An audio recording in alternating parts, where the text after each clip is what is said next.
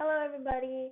So last week we finished up chapter 7, so now we're going to start on chapter 8. And today we'll just be talking about section 8.1, which is about algebra of functions and composition of functions.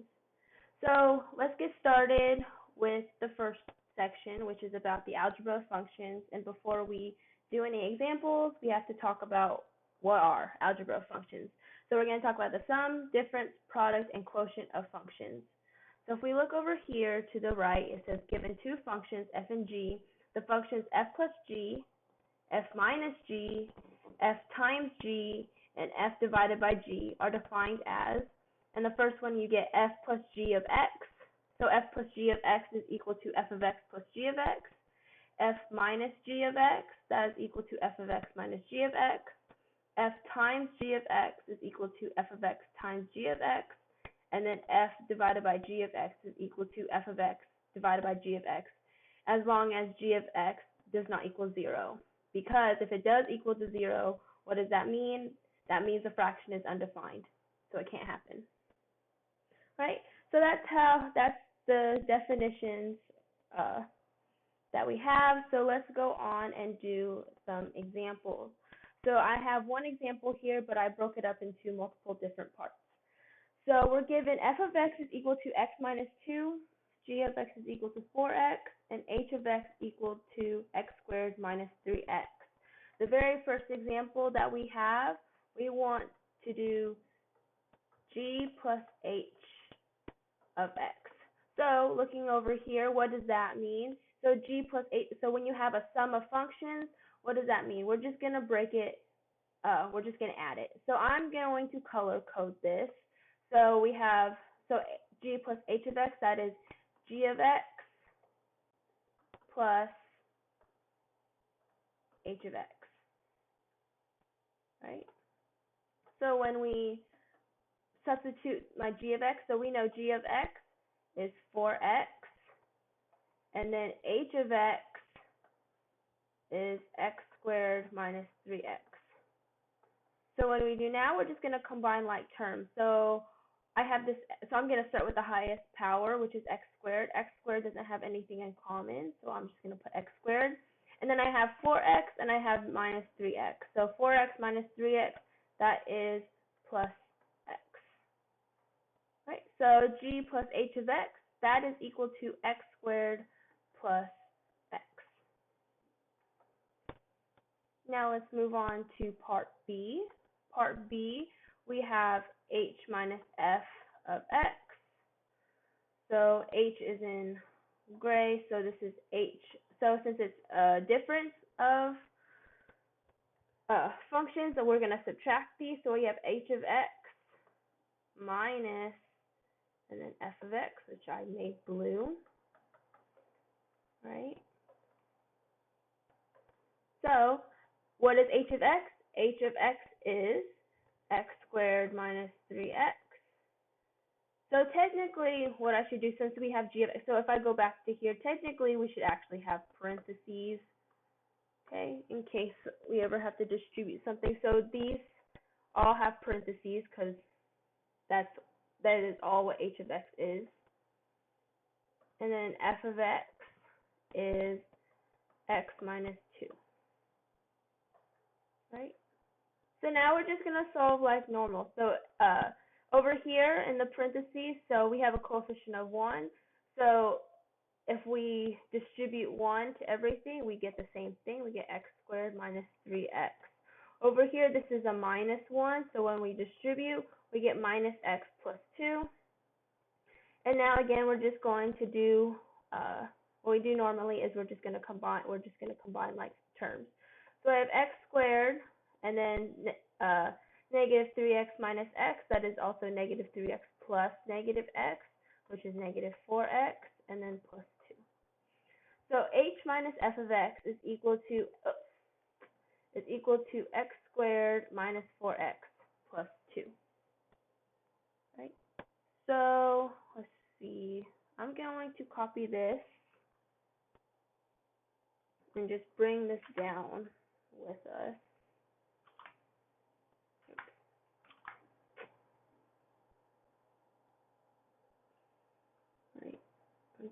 second. Get insert some space.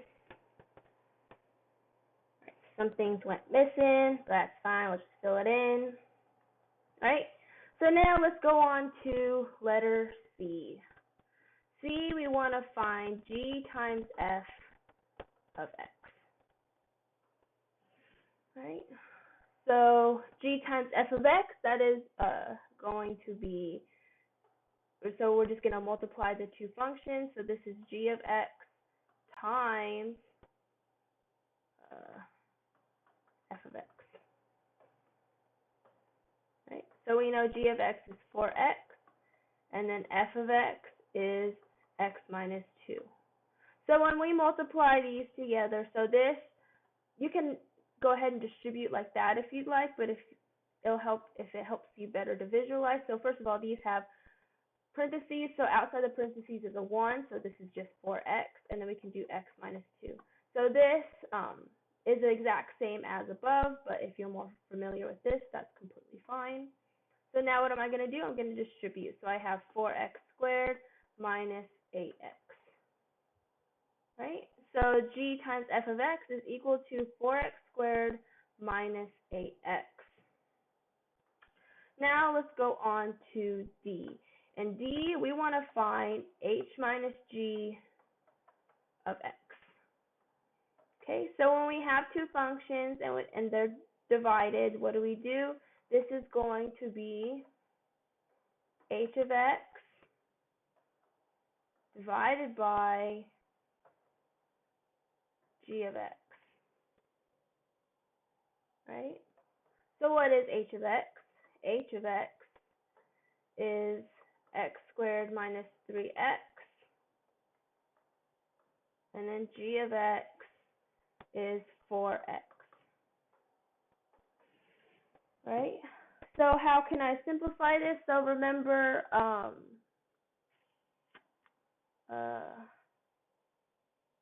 do I? So essentially what you do, so if you want, you can do it this way. You can do x squared minus 3x divided by 4x. So because we can just do long division. But the thing about this is that recall, like when we add or subtract functions, like if I have a minus b, so if I had a over c minus b over c, this is equal to a minus b over c.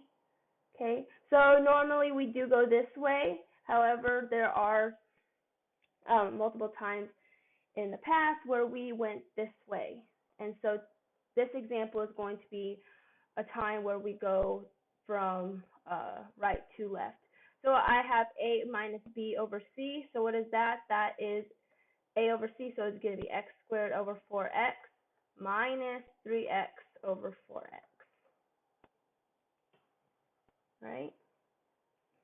So when I do that, so I have x squared minus 4x, so I have x squared minus, or divided by x, so I can subtract the exponent, so then 2 minus 1 is just 1, so this is x over 4, and then these x's cancel, so this is minus 3/4. Okay, another way to write this is 1/4 x minus 3 over 4. Okay, so h divided by g of x is equal to 1/4 x minus 3/4. If you'd like, another way to have done this, which I just saw, what we could have done, so this is like another way, x squared minus 3x, they both have an x in common, so I can factor that out. So this can be x minus 3, and then we have 4x. These x's will cancel because they're factors. Okay, so we get x minus 3 over 4, and these are the exact same. And even if you did it the top way, if you had wanted, you could have smushed the fractions together because they have the common denominator. Right? So this is, so h divided by g of x is equal to x minus 3 over 4. Alrighty. So now let's talk about E, F, G, and H. So To do that, I'm going to go back up here. So I'm going to insert some space, and you'll see why in a moment. All right. So we're going to be talking about E, which is G plus H of 3. So how can I rewrite this? So since there's a 3 instead of an X here, I can rewrite this as G of 3 plus H of 3. Right? Sorry, I'm not color coding. I did it for the first 4. To be honest, it's kind of a pain in the butt. So we're going to stick with black. Maybe I'll change a color in a little bit. We'll see. Right? But we have, so G plus H of 3 is equal to G of 3 plus H of 3. So what does that mean? We're going to take this G, so we're going to do G of 3. So what is that? That's going to be 4 times 3. And then what is H of 3? So wherever we see an X, we're going to put in a 3. So this is 3 squared minus 3 times 3. Okay, so this is 12. And then 3 squared is 9, and then negative 3 times 3 is negative 9, so what is this? Is plus 0. So G plus H of 3 is 12. So why did I put this right below A? Because as you can see, this is the exact same. The only difference is that we want to evaluate. We're actually going to evaluate it and get a number instead of an expression. So the reason why I did this is because, say, if we weren't given to do A, like if we didn't have to do A, this is how I would do it. I would rewrite this as G of 3 plus H of 3 and then evaluate it. However, because we have A, notice A, we got X squared plus X. So G plus H of 3. So we know that this is G plus H of X. So what does that mean? Wherever I see an X, I can plug in a 3. So, okay, let me rewrite so you see what I'm doing. Okay, so this becomes 3 squared plus 3. So this is 9 plus 3, which is equal to 12. Okay, as you can see, we get the same answer, right? So what I'm trying to get at is, if you have to solve for G plus X, like anything, like just a variable or something, then I would just, and then we have to evaluate it with a number, I would just plug it in to the one that you found. And then if you're given G plus H of 3 right away, you have two options. You can find the G of X plus H of X and then plug 3 in, or you can go ahead and just plug in 3 into G, 3 into H, and then solve it this way. It's up to you. It's whatever you prefer. All right? So now, let's move on to letter F. So I'm also going to bring this down again, because as you notice, F, so maybe I'll do purple. Purple is always a good color. So let's do F. F, I want to find H minus F of negative 1, right? So we already found H minus F of X. So what am I going to do? I can just plug in negative 1 into this equation. So I have negative 1 squared minus 4 times negative 1 plus 2. So this is 1 plus 4 plus 2, which is equal to 7. Right? But again, let's do it the other way. So if I have H minus F of negative 1, this is also H of negative 1 minus F of negative 1. Right? So reminder, what is H? I'll look down here because we already have it. H is x squared minus 3x, so this is negative 1 squared minus 3 times negative 1. And then F is x minus 2, so this is negative 1 minus 2. So if we solve, okay, this is 1, and then negative 3 times 1 is positive 3, and and then -1 minus 2 is -3. So then we get 4, and then -1 times -3, that is +3, which is 7. Okay, we still get the same answer. Let's do 2 more examples. So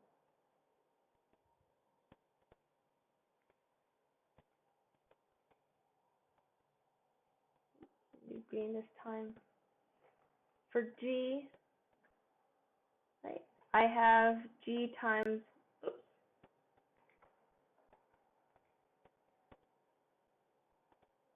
I have G times F of 1. Okay, so I'm just gonna, because this is the same thing, I'm just gonna plug this into here. So I have 4 times 1 squared minus 8 times 1.